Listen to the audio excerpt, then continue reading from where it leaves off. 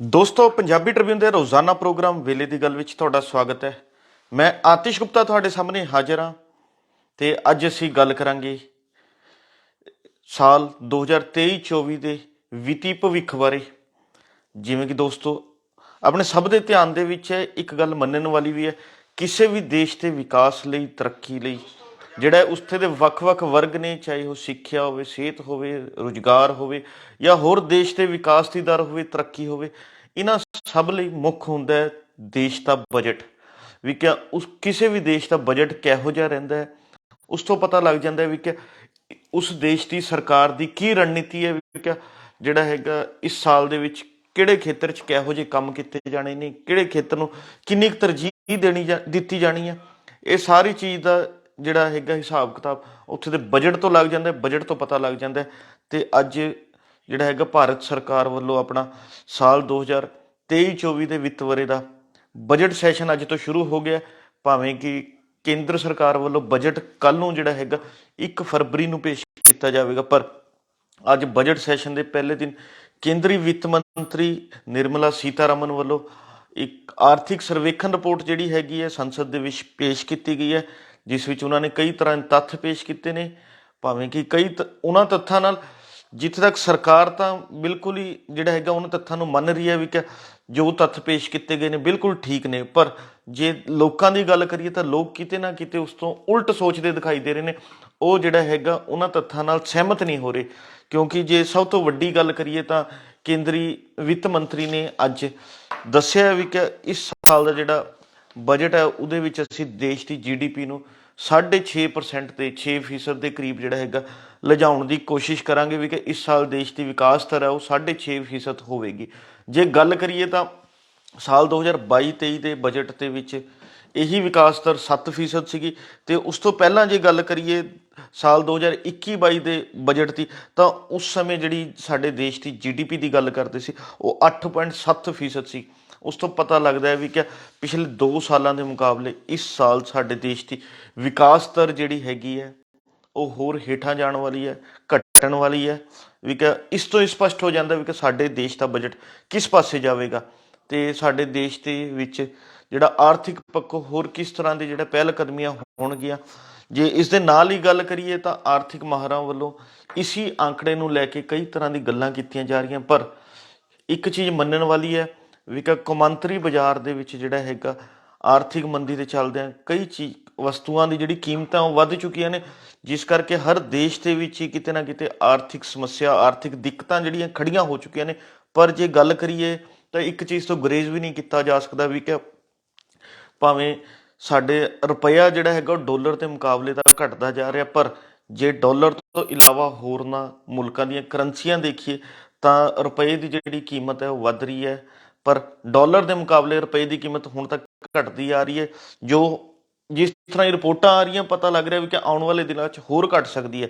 ਪਰ ਉੱਥੇ ਹੀ ਕੇਂਦਰੀ ਵਿੱਤ ਮੰਤਰੀ ਵੱਲੋਂ ਜਿਹੜਾ ਹੈਗਾ ਹੋਰ ਅੰਕੜੇ ਪੇਸ਼ ਕੀਤੇ ਗਏ ਨੇ। ਉਹ ਕਈ ਅੰਕੜੇ ਬੜੇ ਹੈਰਾਨੀਜਨਕ ਰਹਿ ਰਹੇ ਨੇ, ਕਿਉਂਕਿ ਉਹਨਾਂ ਨੇ ਕਿਹਾ ਵੀ ਕਿ ਦੇਸ਼ 'ਚ ਬੇਰੁਜ਼ਗਾਰੀ ਦੀ ਦਰ ਜਿਹੜੀ ਹੈਗੀ ਹੈ ਉਹ ਘਟ ਰਹੀ ਹੈ, ਪਰ ਪਿਛਲੇ ਲੰਬੇ ਸਮੇਂ ਤੋਂ ਜਿਹੜੀ ਰਿਪੋਰਟਾਂ ਸਾਹਮਣੇ ਆ ਰਹੀਆਂ ਵੱਖ-ਵੱਖ ਏਜੰਸੀਆਂ ਦੀਆਂ,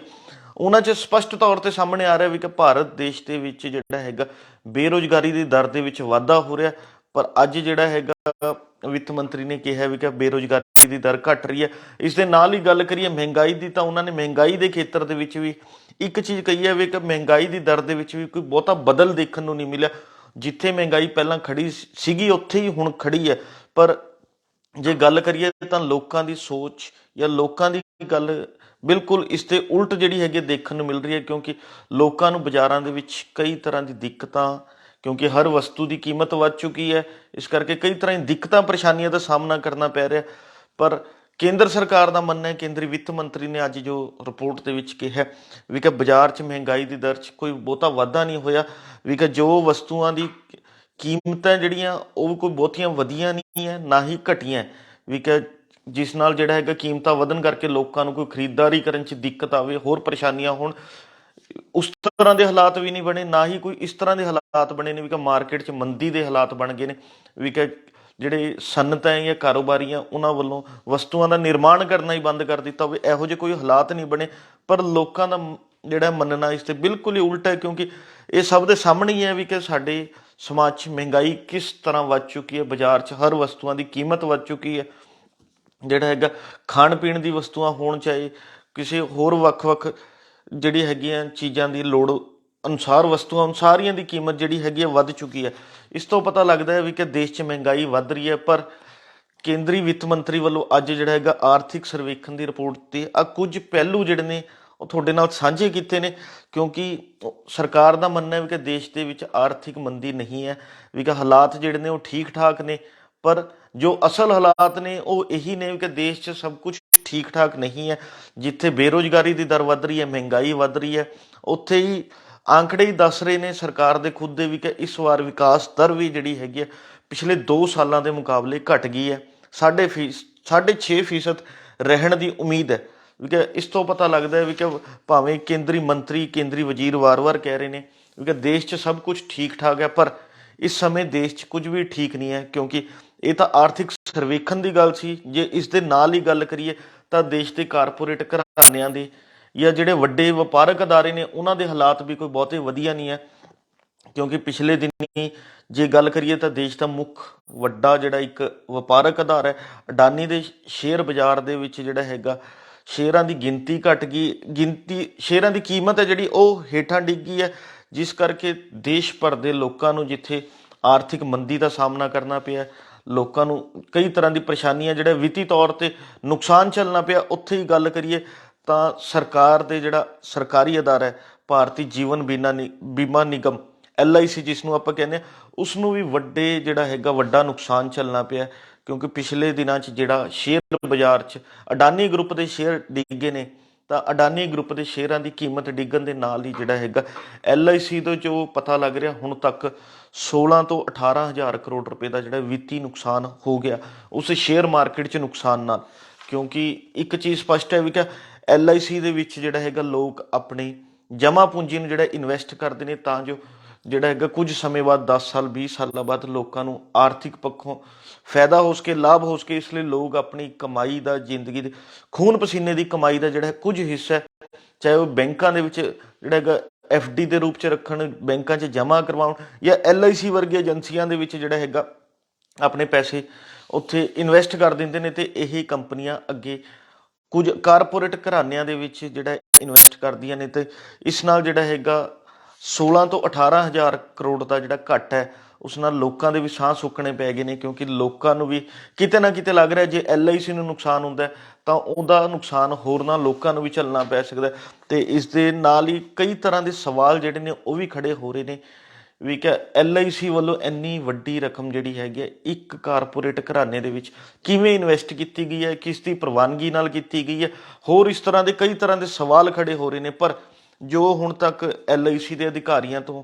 ਜਿਹੜੀ ਹੈਗੀਆਂ ਗੱਲਾਂ ਸਾਹਮਣੇ ਆ ਰਹੀਆਂ ਖਬਰਾਂ ਰਾਹੀਂ, ਉਸ 'ਚ ਇੱਕ ਚੀਜ਼ ਸਪਸ਼ਟ ਤੌਰ 'ਤੇ ਆ ਰਹੀ ਹੈ ਵੀ ਕਿ LIC ਦੇ ਅਧਿਕਾਰੀ ਇਹ ਗੱਲ ਕਹਿ ਰਹੇ ਨੇ ਵੀ ਕਿ ਉਹਨਾਂ ਵੱਲੋਂ ਆਪਣੇ ਜਿਹੜੀ ਜਮ੍ਹਾਂ ਪੂੰਜੀ ਹੈ ਉਹਨਾਂ ਦਾ ਉਸਦਾ ਸਿਰਫ 1% ਤੋਂ ਵੀ ਘੱਟ ਹਿੱਸਾ ਅਡਾਨੀ ਗਰੁੱਪ ਦੇ ਸ਼ੇਅਰਾਂ 'ਤੇ ਇਨਵੈਸਟ ਕੀਤਾ ਗਿਆ ਸੀ। ਕੋਈ ਅਸੀਂ ਬਹੁਤੇ ਜਿਹੜੇ ਨੇ ਸ਼ੇਅਰ ਇਨਵੈਸਟ ਨਹੀਂ ਕੀਤੇ। ਪਰ ਜੇ ਗੱਲ ਕਰੀਏ ਤਾਂ 1% ਹਿੱਸਾ ਵੀ ਜਿਹੜਾ ਹੈਗਾ ਉਹ ਕਰੀਬ ਜਾ ਕੇ ਉਸਦਾ ਆંકੜਾ ਜਿਹੜਾ ਪਹੁੰਚਦਾ ਉਹ 60,000 ਕਰੋੜ ਤੋਂ ਵੱਧ ਪਹੁੰਚਦਾ, ਕਿਉਂਕਿ 60,000 ਕਰੋੜ ਰੁਪਇਆ LIC ਵੱਲੋਂ ਅਡਾਨੀ ਗਰੁੱਪ ਦੇ ਵਿੱਚ ਇਨਵੈਸਟ ਕੀਤਾ ਹੋਇਆ। ਕਿਉਂਕਿ ਇਸ ਤੋਂ ਪਤਾ ਲੱਗਦਾ ਤਦੀ 16 ਤੋਂ 18 ਹਜ਼ਾਰ ਕਰੋੜ ਦਾ ਵਿੱਤੀ ਘਾਟਾ ਜਿਹੜਾ ਹੈਗਾ LIC ਨੂੰ ਝੱਲਣਾ ਪਿਆ। ਅਤੇ ਇਸ ਦੇ ਨਾਲ ਹੀ ਜਿਹੜਾ ਹੈਗਾ ਹੋਰ ਵੀ ਕਈ ਤਰ੍ਹਾਂ ਦੇ ਸਵਾਲ ਖੜੇ ਹੋ ਰਹੇ ਨੇ ਵੀ ਕਿ ਆਖਿਰਕਾਰ ਇੰਨੀ ਵੱਡੀ ਰਕਮਾਂ ਜਿਹੜੀ ਹੈਗੀਆਂ ਇੱਕੋ ਕੰਪਨੀ ਦੇ ਵਿੱਚ, ਇੱਕੋ ਘਰਾਣੇ 'ਚ ਇਨਵੈਸਟ ਕਰਨ ਦੀ ਪ੍ਰਵਾਨਗੀ ਕੌਣ ਦਿੰਦਾ ਹੈ, ਜਾਂ ਇਹ ਕਿਸ ਦੀ ਸਹਿਮਤੀ ਨਾਲ ਜਿਹੜਾ ਹੈਗਾ ਉੱਥੇ ਇਨਵੈਸਟ ਕੀਤੀਆਂ ਜਾਂਦੀਆਂ ਨੇ। ਇਸ ਤਰ੍ਹਾਂ ਦੇ ਕਈ ਤਰ੍ਹਾਂ ਦੇ ਸਵਾਲ ਖੜੇ ਹੋ ਰਹੇ ਨੇ। ਤਾਂ ਉੱਥੇ ਹੀ ਜਿਹੜਾ ਹੈਗਾ ਸਾਡੇ ਦੇਸ਼ ਦੇ ਵਿੱਤੀ ਮਾਹਰ ਵੀ ਵੱਖ-ਵੱਖ ਤਰ੍ਹਾਂ ਦੀ ਆਪਣੇ ਵਿਚਾਰ ਰੱਖ ਰਹੇ ਨੇ। ਕਿਸੇ ਦਾ ਕਹਿਣਾ ਹੈ ਵੀ ਕਿ ਇਹ ਜਿਹੜਾ ਇੰਨੀ ਵੱਡੀ ਰਕਮਾਂ ਸਰਕਾਰ ਨੂੰ ਕਾਰਪੋਰੇਟ ਘਰਾਣਿਆਂ ਦੇ ਵਿੱਚ ਇਨਵੈਸਟ ਕਰਨ ਦੀ ਥਾਂ 'ਤੇ ਜਿਹੜਾ ਹੈਗਾ ਜਨਤਕ ਖੇਤਰ 'ਚ ਇਨਵੈਸਟ ਕਰਨੀ ਚਾਹੀਦੀ ਹੈ। ਕਿਉਂਕਿ ਅੱਜ ਸਾਡੇ ਦੇਸ਼ ਦਾ 95% ਹਿੱਸਾ ਜਿਹੜਾ ਹੈਗਾ ਜਨਤਕ ਖੇਤਰ ਦੇ ਵਿੱਚ ਕੰਮ ਕਰ ਰਿਹਾ। ਜੇਕਰ ਅਸੀਂ ਇਸ ਰਕਮ ਦਾ ਜਿਹੜਾ ਹਿੱਸਾ ਜਨਤਕ ਖੇਤਰ ਦੇ ਵਿੱਚ ਇਨਵੈਸਟ ਕਰਦੇ ਹਾਂ ਤਾਂ ਉਸ ਦਾ ਵੱਧ ਲਾਭ ਮਿਲ ਸਕਦਾ। ਇਸ ਤਰ੍ਹਾਂ ਦੀ ਜਿਹੜੀ ਗੱਲਾਂ ਸਾਡੇ ਵਿੱਤੀ ਮਾਹਰ ਕਹਿ ਰਹੇ ਨੇ, ਉਸ ਦੇ ਨਾਲ ਹੀ ਗੱਲ ਕਰੀਏ ਤਾਂ ਹੋਰ ਵੀ ਜਿਹੜਾ ਹੈਗਾ ਕਈ ਚੀਜ਼ਾਂ ਦੀ ਜਿਹੜਾ ਹੈਗਾ ਨਿਕਲ ਕੇ ਸਾਹਮਣੇ ਆ ਰਹੀਆਂ ਨੇ। ਕਿਉਂਕਿ ਵਿੱਤੀ ਮਾਹਰਾਂ ਦਾ ਇਹ ਮੰਨਣਾ ਵੀ ਕਿ ਵੱਡੇ ਕਾਰਪੋਰੇਟ ਘਰਾਣਿਆਂ 'ਤੇ ਜੇਕਰ ਕੋਈ ਆਰਥਿਕ ਪੱਖੋਂ ਨੁਕਸਾਨ ਹੁੰਦਾ ਹੈ, ਤਾਂ ਉਸ ਦਾ ਅਸਰ ਸਾਡੇ ਪੂਰੇ ਦੇਸ਼ ਤੇ ਦੇਖਣ ਨੂੰ ਮਿਲਦਾ ਹੈ, ਕਿਉਂਕਿ ਦੇਸ਼ ਦੇ ਵੱਡੀ ਗਿਣਤੀ 'ਚ ਲੋਕਾਂ ਨੇ ਆਪਣੀ ਜਮ੍ਹਾਂ ਪੂੰਜੀ ਨੂੰ, ਚਾਹੇ ਉਹ ਸ਼ੇਅਰ ਮਾਰਕੀਟ ਰਾਹੀਂ ਕਹਿ ਲਈਏ, ਮਿਊਚੁਅਲ ਫੰਡ ਰਾਹੀਂ ਕਹਿ ਲਈਏ, ਐਫਡੀ ਰਾਹੀਂ ਕਹਿ ਲਈਏ, ਜਾਂ ਵੱਖ-ਵੱਖ ਹੋਰ ਜਿਹੜੇ ਨੇ ਸਕੀਮਾਂ ਰਾਹੀਂ ਇਹਨਾਂ ਕੰਪਨੀਆਂ ਦੇ ਸ਼ੇਅਰ ਮਾਰਕੀਟ ਦੇ ਵਿੱਚ ਜਾਂ ਵੱਖ-ਵੱਖ ਢੰਗ ਨਾਲ ਇਨਵੈਸਟ ਕੀਤੇ ਹੁੰਦੇ ਨੇ। ਜੇਕਰ ਇਹਨਾਂ ਕੰਪਨੀਆਂ ਨੂੰ ਕੋਈ ਘਾਟਾ ਹੁੰਦਾ ਹੈ, ਕੋਈ ਨੁਕਸਾਨ ਹੁੰਦਾ ਹੈ, ਤਾਂ ਉਸ ਦਾ ਨੁਕਸਾਨ ਜਿਹੜਾ ਹੈਗਾ ਸਾਰੇ ਦੇਸ਼ ਦੇ ਲੋਕਾਂ ਨੂੰ ਝੱਲਣਾ ਪੈਂਦਾ, ਕਿਉਂਕਿ ਉਹਨਾਂ ਨੇ ਕਰੋੜਾਂ ਅਰਬਾਂ ਰੁਪਇਆ ਜਿਹੜਾ ਹੈਗਾ ਛੋਟੀ ਛੋਟੀ ਰਕਮਾਂ ਰਾਹੀਂ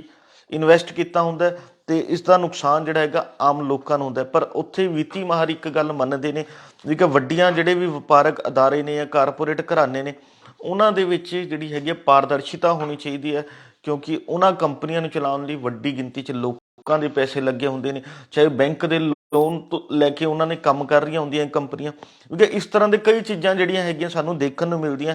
ਤਾਂ ਇਸ ਲਈ ਜਿਹੜਾ ਹੈਗਾ ਉਹਨਾਂ ਕੰਪਨੀਆਂ ਦਾ ਜੋ ਵੀ ਹਿਸਾਬ ਕਿਤਾਬ ਹੈ ਉਹ ਕਿਤੇ ਨਾ ਕਿਤੇ ਪਾਰਦਰਸ਼ੀ ਹੋਣਾ ਚਾਹੀਦਾ, ਵੀ ਕਿ ਕਿਹੜੀ ਕੰਪਨੀ ਨੇ ਕਿਹੜੇ ਬੈਂਕ ਤੋਂ ਕਿੰਨਾ ਕੁ ਲੋਨ ਲਿੱਤਾ ਹੋਇਆ, ਕੀ ਉਹ ਲੋਨ ਦੀ ਜਿਹੜਾ ਹੈਗਾ ਕਿਸ਼ਤ ਹੈ ਉਹ ਸਮੇਂ ਸਿਰ ਭਰ ਰਹੇ ਆ, ਨਹੀਂ ਭਰ ਰਹੇ, ਉਹ ਕੰਪਨੀ ਦਾ ਵਿਆਜ ਹੈ ਉਹ ਸਮੇਂ ਸਿਰ ਉਸ ਦਾ ਭੁਗਤਾਨ ਕਰ ਰਹੇ ਨੇ, ਨਹੀਂ ਕਰ ਰਹੇ, ਵੀ ਕਿ ਇਸ ਤਰ੍ਹਾਂ ਦੀ ਸਾਰੀ ਚੀਜ਼ਾਂ ਵੀ ਜਿਹੜਾ ਹੈਗਾ ਸਪਸ਼ਟ ਤੌਰ 'ਤੇ ਸਾਹਮਣੇ ਆਉਣੀਆਂ ਚਾਹੀਦੀਆਂ। ਇਸ ਦੇ ਨਾਲ ਹੀ ਗੱਲ ਕਰੀਏ ਤਾਂ ਇਹ ਵੀ ਚੀਜ਼ ਜ਼ਰੂਰੀ ਹੋਣੀ ਚਾਹੀਦੀ ਹੈ ਵੀ ਕਿ ਜਿਹੜੀ ਉਹ ਕੰਪਨੀ ਹੈ ਉਹ ਕਿਤੇ ਵਿਦੇਸ਼ਾਂ ਦੇ ਵਿੱਚ ਇਨਵੈਸਟ ਤਾਂ ਨਹੀਂ ਕਰ ਰਹੀਆਂ, ਉੱਥੇ ਕੋਈ ਨਿਵੇਸ਼ ਤਾਂ ਨਹੀਂ ਕਰ ਰਹੀਆਂ। ਇਸ ਤਰ੍ਹਾਂ ਦੀਆਂ ਚੀਜ਼ਾਂ ਨੂੰ ਵੀ ਧਿਆਨ ਰੱਖਣਾ ਚਾਹੀਦਾ, ਕਿਉਂਕਿ ਕੁਝ ਜਿਹੜਾ ਹੈਗਾ ਕੰਪਨੀਆਂ ਆਪਣੇ ਨਿੱਜੀ ਹਿੱਤਾਂ ਲਈ ਜਿਹੜਾ ਹੈਗਾ ਪਹਿਲਾਂ ਤਾਂ ਸ਼ੇਅਰ ਮਾਰਕੀਟ ਦੇ ਵਿੱਚ ਵੱਡੇ ਪੱਧਰ ਤੇ ਉਛਾਲ ਲਿਆਉਣ ਦੀ ਕੋਸ਼ਿਸ਼ ਕਰਦੀਆਂ, ਪਰ ਉਸ ਤੋਂ ਬਾਅਦ ਇਸ ਤਰ੍ਹਾਂ ਦੀ ਗਿਰਾਵਟ ਤੋਂ ਬਾਅਦ ਜਿਹੜਾ ਹੈਗਾ ਆਪਣੀ ਨਟਸ਼ੈਲ ਕੰਪਨੀਆਂ ਰਾਹੀਂ ਮੁੜ ਸਸਤੇ ਭਾਅ ਤੇ ਜਿਹੜਾ ਹੈਗਾ ਉਹਨਾਂ ਹੀ ਸ਼ੇਅਰਾਂ ਨੂੰ ਖਰੀਦ ਕੇ ਜਿਹੜਾ ਹੈਗਾ ਲੋਕਾਂ ਨੂੰ ਵਿੱਤੀ ਤੌਰ ਤੇ ਨੁਕਸਾਨ ਪਹੁੰਚਾਉਣ ਦੀ ਕੋਸ਼ਿਸ਼ ਕਰਦੀਆਂ ਨੇ। ਕਿਉਂਕਿ ਕੋਈ ਵੀ ਜਿਹੜਾ ਹੈਗਾ ਵਪਾਰਕ ਅਦਾਰਾ ਹੋਵੇ ਜਾਂ ਕਾਰਪੋਰੇਟ ਘਰਾਣੇ ਹੋਣ, ਉਹਨਾਂ ਦਾ ਮੁੱਖ ਮਕਸਦ ਹੁੰਦਾ ਹੈ ਜਿਹੜਾ ਹੈਗਾ ਆਪਣੇ ਆਪ ਨੂੰ ਵਿੱਤੀ ਤੌਰ ਤੇ ਮਜ਼ਬੂਤ ਕਰਨਾ। ਪਰ ਜੇ ਗੱਲ ਕਰੀਏ ਤਾਂ ਦੇਸ਼ ਦੇ ਜੇਕਰ ਵੱਡੇ ਵਿੱਤੀ ਕਾਰਪੋਰੇਟ ਘਰਾਣੇ ਅਜਿਹੀ ਗੱਲ ਕਰਨਗੇ, ਤਾਂ ਸਰਕਾਰਾਂ ਵੱਲੋਂ ਜਿਹੜਾ ਹੈਗਾ ਉਹਨਾਂ ਨੂੰ ਵੱਡਾ ਜਿਹੜਾ ਹੈਗਾ ਹਜ਼ਾਰਾਂ ਕਰੋੜ ਰੁਪਏ ਦੇ ਲੋਨ ਦਿੱਤੇ ਜਾਂਦੇ ਨੇ। ਉਹ ਇਸ ਲਈ ਦਿੱਤੇ ਜਾਂਦੇ ਨੇ ਕਿਉਂਕਿ ਸਾਡੇ ਦੇਸ਼ ਦੇ ਜਿੰਨੇ ਵੀ ਕਾਰਪੋਰੇਟ ਅਦਾਰੇ ਨੇ ਉਹ ਦੇਸ਼ ਦੇ ਨੌਜਵਾਨਾਂ ਨੂੰ ਰੁਜ਼ਗਾਰ ਦੇ ਸਾਧਨ ਮੁਹੱਈਆ ਕਰਵਾਉਣ, ਵੱਡੀ ਗਿਣਤੀ 'ਚ ਨੌਜਵਾਨਾਂ ਨੂੰ ਰੁਜ਼ਗਾਰ ਦੇਣ। ਪਰ ਜੇ ਗੱਲ ਕਰੀਏ ਤਾਂ ਪਿਛਲੇ ਕੁਝ ਸਾਲਾਂ ਤੋਂ ਸਾਡੇ ਦੇਸ਼ 'ਚ ਜਿਹੜਾ ਹੈਗਾ ਕਾਰਪੋਰੇਟ ਘਰਾਣਿਆਂ ਦੇ ਵਿੱਚ ਵੀ ਨੌਕਰੀਆਂ ਦੀ ਗਿਣਤੀ ਘਟੀ ਹੈ, ਬੇਰੁਜ਼ਗਾਰੀ ਦੀ ਦਰ ਇੱਥੋਂ ਵੀ ਜਿਹੜਾ ਹੈਗਾ ਲਗਾਤਾਰ ਵੱਧ ਰਹੀ ਹੈ। ਵੀ ਕਿ ਇਸ ਤਰ੍ਹਾਂ ਹੀ ਜਿਹੜਾ ਹੈਗਾ ਜੋ ਰਿਪੋਰਟਾਂ ਨੇ ਉਹ ਬਹੁਤ ਹੀ ਸਾਡੇ ਦੇਸ਼ ਲਈ ਵੀ ਨਮੋਸ਼ੀ ਵਾਲੀਆਂ ਨੇ, ਉੱਥੇ ਸਾਡੇ ਨੌਜਵਾਨਾਂ ਲਈ ਵੀ ਜਿਹੜਾ ਹੈਗਾ ਉਹਨਾਂ ਨੂੰ ਨਮੋਸ਼ੀ ਕਰਨ ਵਾਲੀਆਂ ਨੇ। ਵੀ ਕਿਉਂਕਿ ਜੇਕਰ ਦੇਸ਼ ਦੇ ਵੱਡੇ ਕਾਰਪੋਰੇਟ ਘਰਾਣੇ ਇਸ ਤਰ੍ਹਾਂ ਵਿੱਤੀ ਸੰਕਟ ਦਾ ਸਾਹਮਣਾ ਕਰਨਗੇ ਜਾਂ ਇਸ ਤਰ੍ਹਾਂ ਘਾਟਿਆਂ ਕਰਕੇ ਲੋਕਾਂ ਨੂੰ ਉਸ ਦਾ ਵੱਡਾ ਨੁਕਸਾਨ ਹੋਵੇਗਾ, ਤਾਂ ਨੌਜਵਾਨਾਂ ਨੂੰ ਜਿੱਥੇ ਬੇਰੁਜ਼ਗਾਰੀ ਦਾ ਸਾਹਮਣਾ ਕਰਨਾ ਪਏਗਾ, ਉੱਥੇ ਜਿਹੜੇ ਲੋਕਾਂ ਵੱਲੋਂ ਵੱਡੀ ਗਿਣਤੀ ਦੇ ਵਿੱਚ ਰੁਪਏ ਇਹਨਾਂ ਕੰਪਨੀਆਂ 'ਚ ਇਨਵੈਸਟ ਕੀਤੇ ਹੋਏ ਨੇ ਜਾਂ ਸ਼ੇਅਰ ਬਾਜ਼ਾਰ ਰਾਹੀਂ ਇਹਨਾਂ ਕੰਪਨੀਆਂ 'ਚ ਇਨਵੈਸਟ ਕੀਤੇ ਹੋਏ ਨੇ, ਉਹਨਾਂ ਨੂੰ ਵੀ ਕਿਤੇ ਨਾ ਕਿਤੇ ਜਿਹੜਾ ਹੈਗਾ ਵਿੱਤੀ ਘਾਟਾ ਚੱਲਣਾ ਪੈ ਸਕਦਾ। ਜੋ ਉਹਨਾਂ ਨੇ ਇੱਕ ਪਲੈਨਿੰਗ ਨਾਲ ਇਨਵੈਸਟ ਕੀਤੇ ਨੇ, ਵੀ ਕਿ ਜੇਕਰ ਇੱਕ ਕੰਪਨੀ 'ਚ ਅਸੀਂ ਇਨਵੈਸਟ ਕਰ ਦਿੰਦੇ ਹਾਂ ਤਾਂ ਆਉਣ ਵਾਲੇ ਦਿਨਾਂ 'ਚ ਉਹਨਾਂ ਨੂੰ ਕੁਝ ਨਾ ਕੁਝ ਵਿੱਤੀ ਤੌਰ 'ਤੇ ਲਾਭ ਮਿਲੇਗਾ, ਪਰ ਜੇਕਰ ਉਹ ਨਹੀਂ ਮਿਲਦਾ ਤਾਂ ਲੋਕ ਆਰਥਿਕ ਪੱਖੋਂ ਵੀ ਕਮਜ਼ੋਰ ਹੋਣਗੇ। ਇਸ ਲਈ ਲੋੜ ਇਹੀ ਹੈ ਸਾਡੀਆਂ ਸਰਕਾਰਾਂ ਨੂੰ ਤੇ ਇਸ ਤਰ੍ਹਾਂ ਦੇ ਕਾਰਪੋਰੇਟ ਘਰਾਣਿਆਂ ਨੂੰ ਵੀ ਕਿ ਉਹ ਕੋਈ ਨਾ ਕੋਈ ਅਜਿਹੀ ਰਣਨੀਤੀ ਤਿਆਰ ਕਰਨ, ਤਾਂ ਜੋ ਲੋਕਾਂ ਨੂੰ ਜਿਹੜਾ ਹੈਗਾ ਆਰਥਿਕ ਪੱਖੋਂ ਜਿਹੜਾ ਹੈਗਾ ਘਾਟੇ ਦਾ ਸਾਹਮਣਾ ਨਾ ਕਰਨਾ ਪਵੇ, ਹੋਰ ਕਮਜ਼ੋਰੀ ਨਾ ਝੱਲਣੀ ਪਵੇ। ਇਸ ਲਈ ਲੋੜ ਹੈ ਸਰਕਾਰ ਨੂੰ ਵੀ ਨੀਤੀਆਂ 'ਚ ਸੁਧਾਰ ਕਰਨ ਦੀ। ਉੱਥੇ ਹੀ ਕਿਤੇ ਨਾ ਕਿਤੇ ਕਾਰਪੋਰੇਟ ਘਰਾਣਿਆਂ ਨੂੰ ਵੀ ਚਾਹੀਦਾ ਵੀ ਕਿ ਉਹ ਆਪਣਾ ਜਿਹੜਾ ਹਿਸਾਬ ਕਿਤਾਬ ਹੈ ਜਾਂ ਹੋਰ ਜਿਹੜਾ ਕੰਪਨੀ ਦੇ ਕਾਰੋਬਾਰ ਦੇ ਵਿੱਚ ਥੋੜ੍ਹਾ ਪਾਰਦਰਸ਼ਿਤਾ ਲਿਆਉਣ, ਤਾਂ ਜੋ ਲੋਕ ਜਿਹੜੇ ਨੇ ਉਹ ਇਸ ਤਰ੍ਹਾਂ ਵੱਡੇ ਕਾਰਪੋਰੇਟ ਘਰਾਣਿਆਂ ਬਾਰੇ